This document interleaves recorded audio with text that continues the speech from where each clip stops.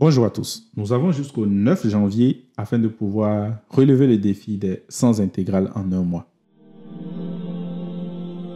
Et là, nous sommes sur une intégrale impropre. L'intégrale de dx divisé par 2 plus cosinus hyperbolique de x à prendre entre 0 et plus l'infini. Donc ici, on va commencer par voir c'est quoi la source d'impropritude. Bien évidemment, cette source c'est plus l'infini parce que c'est la seule chose qui semble être bizarre ici. Si je remplace 0 à l'intérieur de cette fonction, la fonction est continue. C'est même continu sur tout 0 à plus l'infini. Et donc, qu'est-ce que je dois faire? Je sais que ceci est tout simplement égal à la limite, lorsque lambda va tendre vers plus l'infini, de l'intégrale entre 0 et lambda de dx divisé par 2 plus cosinus hyperbolique de x. Maintenant, c'est quoi cosinus hyperbolique de x? Cosinus hyperbolique de x, c'est la fonction qui est égale à exponentielle de x plus exponentielle de moins x divisé par 2. Donc, si j'ai 2 plus cosinus hyperbolique de x, je peux dire simplement que 2 plus ceci est égal à ceci plus 2. Ce qui est égal encore à quoi? C'est égal tout simplement à exponentielle de x plus 1 divisé par exponentielle de x, le tout divisé par 2, plus 2. Je rends au même dénominateur et je dis que c'est égal à quoi? C'est égal à exponentielle de x plus 1 divisé par exponentielle de x plus 4 divisé par 2. Je multiplie tout, c'est-à-dire le numérateur et le dénominateur, par exponentielle de x, de telle sorte à avoir exponentielle de 2x plus 1 plus 4 fois exponentielle de x, le tout divisé par 2 exponentielle de x. Ensuite, je vais regarder un peu le numérateur. Le numérateur, qu'est-ce que je vais remarquer? Je vais voir que ça ressemble un peu à un carré parfait. Du moins, je vais essayer de trouver un carré qui est lié un peu à ça. Donc, en fait, je peux voir que ceci, c'est égal à exponentielle de x au carré plus 2 facteur de 2 facteur de exponentielle de x. Donc, qu'est-ce qu'il me manque? Il me manque bien évidemment 2 au carré. Mais parce que j'ai ajouté au 2 au carré, je vais retrancher le 2 au carré. Et il y avait bien sûr le plus 1 qui était là. Donc, divisé par 2 fois exponentielle de x. Donc, dans la première partie, je vais faire un carré parfait, c'est-à-dire que j'aurai ici exponentielle de x plus 2, le tout au carré. Et dans l'autre partie, il va me rester moins 3 divisé par 2 exponentielle de x. Je mets tout ça dans mon intégrale, de telle sorte à avoir finalement l'intégrale de dx divisé par 2 plus cosinus hyperbolique de x, que je dois prendre bien évidemment entre 0 et lambda, est égal à quoi? C'est égal à l'intégrale de dx divisé par exponentielle de x plus 2 au carré moins 3 divisé par 2 fois exponentielle de x. Ou encore l'intégrale de quoi? De 2 exponentielle de x multiplié par dx, que je divise ensuite par exponentielle de x plus 2 au carré, ensuite moins 3. Et les bornes ici restent toujours 0 lambda, 0 lambda. Et là, une approche possible serait de factoriser ce que j'ai au dénominateur ici, de telle sorte à avoir 2 facteurs. Et ensuite, on va essayer d'utiliser les techniques de fraction partielle afin de séparer cela en deux et calculer. Cependant, je pense que ce serait assez long à faire. Donc, ce que je vais faire, c'est de faire autre chose. De remarquer tout simplement que ce que j'ai au dénominateur ici ressemble à x au carré moins racine carrée de 3 au carré. Et dans ce cas, qu'est-ce que je fais? Un changement de variable. Donc, je vais poser tout simplement que x ici, c'est-à-dire exponentielle de x plus 2, est égal à a, donc racine carrée de 3, multiplié par sécante de θ.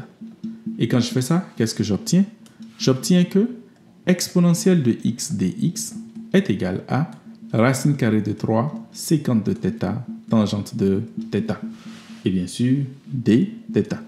Et ensuite, j'ai aussi le fait que exponentielle de x plus 2, le tout au carré, moins 3, est égal à racine carrée de 3 sécante de θ au carré, moins 3, ou encore 3 séquentes au carré de θ moins 3, c'est-à-dire 3 facteurs de séquente au carré de θ moins 1.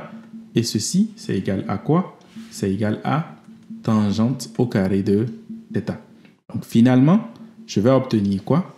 Je vais obtenir que l'intégrale que je voulais calculer, c'est-à-dire l'intégrale entre 0 et lambda de dx divisé par 2 plus cosinus hyperbolique de x est tout simplement égal à l'intégrale entre 0 et lambda de 2 fois ce qui est ici. Et lui, c'est quoi? Je regarde ici tout simplement. Je vois que c'est égal à racine carrée de 3, avec un 2 bien évidemment, séquente de θ, tangente de θ, dθ. Et au dénominateur, j'ai quoi? X au carré moins racine carrée de 3 au carré, c'est-à-dire 3 tangentes au carré de θ. Et là, qu'est-ce que je peux faire? Beaucoup de choses intéressantes. Déjà, tangente peut partir avec l'exposant. Le 3 et le racine carrée peuvent se simplifier de telle sorte à avoir simplement racine carrée ici. Donc ça veut dire que mon résultat est égal à 2 divisé par racine carrée de 3 intégrale de séquente de θ divisé par tangente de θ dθ. Et comment est-ce que je peux résoudre cela? C'est assez simple. Je remplace tout simplement séquente et tangente par leur valeur. Donc j'ai bien sûr 2 divisé par racine carrée de 3 intégrale de 0 à lambda. Déjà, il y a quelque chose à prendre en compte. Les bornes ne sont plus 0 à lambda puisque j'ai fait un changement de variable. Donc, ce que je vais faire, c'est juste de garder des étoiles ici. Je vais revenir aux bornes bien après. Donc, je remplace séquente par sa valeur, c'est égal à 1 divisé par cosinus de θ. Et je remplace tangente par sa valeur, c'est sinus de θ divisé par cosinus de θ dθ. Et qu'est-ce qu'on peut remarquer ici? Cosinus et cosinus vont simplement disparaître, ce qui va me donner donc 2 divisé par racine carrée de 3 intégrale de 1 divisé par sinus de θ dθ. Et ceci, c'est égal à quoi? C'est coséquente. Donc, coséquente de θ. Et coséquente de θ, je sais exactement c'est quoi son intégrale. Donc, c'est égal à 2 divisé par racine carrée de 3 multiplié par quoi? Logarithme népérien de coséquente de θ moins cotangente de θ, que je dois prendre bien évidemment entre les bornes étoiles ici que je n'ai pas encore fixées. Mais étant donné que je n'ai pas déterminé les bornes ici, qu'est-ce que je vais faire? Je vais essayer de revenir à l'intégrale en fonction de x. Donc, qu'est-ce que j'avais fait? J'avais posé à l'origine que exponentielle de x plus 2 était égal à racine carrée de 3 multiplié par séquente de θ. C'est-à-dire tout simplement que séquente de θ est égal à exponentielle de x plus 2 divisé par racine carrée de 3, ce qui est bien évidemment l'hypoténuse divisé par le côté adjacent dans un triangle rectangle. Donc je fais un triangle rectangle comme ça. J'ai mon angle θ qui est là. L'hypoténuse est exponentielle de x plus 2. Le côté adjacent est racine carrée de 3. Et donc le côté opposé va me donner quoi? La racine carrée de l'hypoténuse au carré moins l'autre au carré. C'est-à-dire tout simplement exponentielle de x plus 2 au carré moins 3. Et à partir de là, j'ai beaucoup de choses que je peux trouver directement. Déjà, coséquente de θ est égal à quoi? C'est égal normalement à l'hypoténuse divisé par le côté opposé. Donc, c'est égal à exponentielle de x plus 2 divisé par la racine carrée de exponentielle de x plus 2 au carré moins 3. Et cotangente de θ est égal à quoi? C'est égal à côté adjacent divisé par côté opposé. Donc, c'est égal à racine carrée de 3 divisé par racine carrée de exponentielle de x plus 2 au carré moins 3. Je mets tout ça ensemble. Je peux dire que l'intégrale que je cherchais à calculer, c'est égal à quoi? C'était l'intégrale de dx divisé par 2 plus cosinus hyperbolique de x à prendre entre 0 et lambda est tout simplement égal à 2 divisé par racine carrée de 3 et logarithme népérien de exponentielle de x plus 2 moins racine carrée de 3, le tout divisé par la racine carrée de exponentielle de x plus 2 au carré moins 3. Et ensuite, je fais entre 0 et lambda. Une chose qu'on peut faire aussi ici, c'est simplement de simplifier. Parce que vous pouvez remarquer que le dénominateur ressemble beaucoup à un carré. Il ressemble beaucoup au carré de a au carré moins b au carré. Donc, ça veut dire que je peux réécrire cela comme 2 divisé par racine carrée de 3 du logarithme népérien de. Le numérateur reste exactement comme ça. Mais le dénominateur, je peux réécrire ça sous la forme de racine carrée de exponentielle de x plus 2 moins racine carrée de 3. Et ensuite, le produit avec exponentielle de x plus 2. Et ensuite, plus racine carrée de 3. Et là, à partir de là, vous allez voir quoi? Vous allez remarquer que ce qui est au numérateur aussi est égal à la racine carrée de ceci au carré. Et là, on peut simplifier quelque chose. On peut simplifier le numérateur avec la partie qui est là.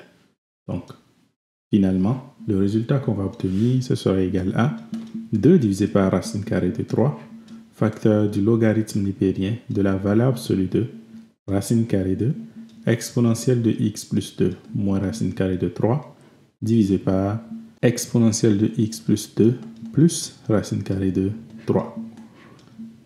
La racine carrée peut sortir, ce qui va me donner tout simplement 2 divisé par racine carrée de 3 multiplié par 1/2 du logarithme népérien de exponentielle de x plus 2 moins racine carrée de 3 divisé par exponentielle de x plus 2 plus racine carrée de 3. Bien sûr, il ne faut pas oublier que c'est toujours entre 0 et lambda. Et pour calculer notre intégrale impropre, c'est-à-dire l'intégrale entre 0 et plus l'infini, de dx divisé par 2 plus cosinus hyperbolique de x, c'est égal à la limite, lorsque lambda va tendre vers plus l'infini, 2, je peux simplifier les deux ici, donc 1 divisé par racine carrée de 3, logarithme népérien de la valeur absolue de exponentielle de x plus 2 moins racine carrée de 3, divisé par exponentielle de x plus 2 plus racine carrée de 3. Mais il ne faut pas oublier que tout ceci, c'est lorsque j'applique cela entre 0 et lambda. Donc, si je remplace donc lambda à l'intérieur, j'aurai la limite lorsque lambda va tendre vers plus l'infini. De quoi? De 1 divisé par racine carrée de 3, facteur du logarithme népérien de exponentielle de lambda plus 2 moins racine carrée de 3, divisé par exponentielle de lambda plus 2 plus racine carrée de 3. Et ensuite, moins le logarithme népérien de, lorsque je remplace x par 0, j'aurai 3 moins racine carrée de 3 divisé par 3 plus racine carrée de 3. Et ceci est égal à quoi? Je peux remarquer simplement que si jamais je veux remplacer lambda par plus l'infini, j'aurai plus l'infini au numérateur et plus l'infini au dénominateur. Donc, c'est une forme indéterminée. Cependant, je peux voir que la vitesse de divergence des deux est la même. Donc, ce résultat va probablement me donner 1. Mais pour être sûr, je vais calculer ça ici. La limite lorsque lambda va tendre vers plus l'infini de exponentielle de lambda plus 2 moins racine carrée de 3 divisé par exponentielle de lambda plus 2 plus racine carrée de 3, c'est égal à quoi? Je divise tout par exponentielle de lambda. J'aurai donc la limite lorsque lambda va tendre vers plus l'infini de 1 plus 2 moins racine carrée de 3 divisé par exponentielle de lambda divisé par 1 plus 2 plus racine carrée de 3 divisé par exponentielle de lambda. Et comme vous pouvez remarquer, ce résultat ici est égal à 1. Et donc, qu'est-ce que j'aurai? Je peux dire ici que tout ce qui est à l'intérieur du logarithme népérien ici va converger vers 1. Et si ceci converge vers 1, alors mon résultat, c'est l'intégrale entre 0 et lambda de dx divisé par 2 plus cosinus hyperbolique de x est tout simplement égal à 1 divisé par racine carrée de 3, logarithme népérien de 1 qui donne 0, donc moins logarithme népérien de 3 moins racine carrée de 3 divisé par 3 plus racine carrée de 3. Bien sûr, ici, il faut savoir que c'est un nombre positif, puisque le nombre qui est ici au numérateur est plus petit que le nombre qui est ici. Donc, ça veut dire que je sais que le logarithme népérien là est inférieur à 0. Multiplié par moins 1, ce serait donc un nombre positif. Au final, donc, le résultat auquel on s'attendait, c'est ce résultat-là. Je peux aussi simplifier, par exemple en multipliant par le conjugué, afin de ne pas avoir des racines carrées au dénominateur. Mais je pense que ça, c'est un travail qui est faisable par tout le monde. Sur ce, ciao.